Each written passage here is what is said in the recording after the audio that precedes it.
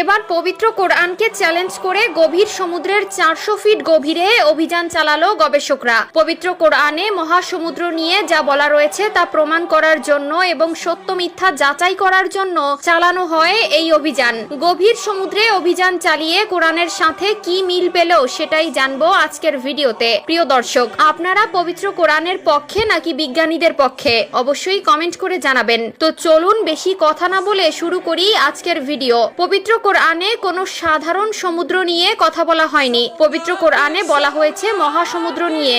সমুদ্রের গভীরে কি রয়েছে, সমুদ্রের গভীরে একটা মানুষের জন্য কতটা বিপজ্জনক এবং সমুদ্রের তলদেশ আল্লাহ কিভাবে সৃষ্টি করেছেন, কিভাবে সমুদ্রের গভীরে প্রাণের সন্ধান রয়েছে, সবকিছুই পবিত্র কোরআনে উল্লেখ রয়েছে। কোরআনে বলা হয়েছে গভীর সমুদ্রের তলদেশে প্রাণের সন্ধান রয়েছে। বিজ্ঞানীরা গবেষণা করে দেখেছেন গভীর সমুদ্রের গভীরে এক ধরনের পোকা বসবাস করে, যা কখনোই এত ছোট প্রাণীর পক্ষে বসবাস করা সম্ভব নয়। গভীর সমুদ্রের 400 ফিট গভীরে গেলে একটা মানুষের হৃৎপিণ্ড ফেটে যাবে, কিন্তু এই পোকা 1000 ফিট গভীরে বসবাস করে। বৈজ্ঞানিক গবেষণায় ওই যে কোরআনে উল্লেখিত অন্য একটি বিষয় হলো দুটি সাগরের পানি একে অপরের সাথে মিশে না। পবিত্র কোরআনে বলা হয়েছে তিনি প্রবাহিত করেছেন দুই জলরাশিকে, তাদের উভয়ের মধ্যে রয়েছে এক ব্যবধান যা তারা অতিক্রম করতে পারে না। সূরা আর রহমান আয়াত 19-20। আর বিজ্ঞান বলছে এক নদীর পানি মিষ্টি হওয়ায় ও অন্য নদীর পানি লবণ হওয়ার জন্য একে অপরের সাথে কখনো মিশে না।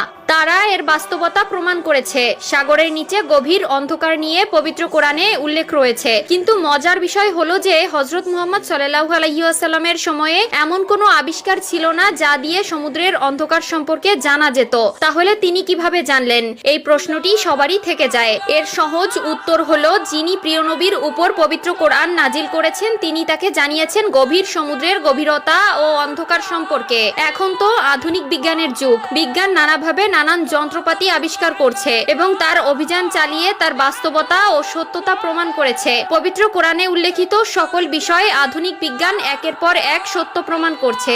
তারা পবিত্র কোরআনের ভুল খোঁজার জন্য মরিয়া হয়ে উঠেছে, কিন্তু যে পবিত্র কোরআন আল্লাহ নিজে বানিয়েছেন সেই কোরআনের ভুল কোনো মানুষের পক্ষে ধরা সম্ভব নয়।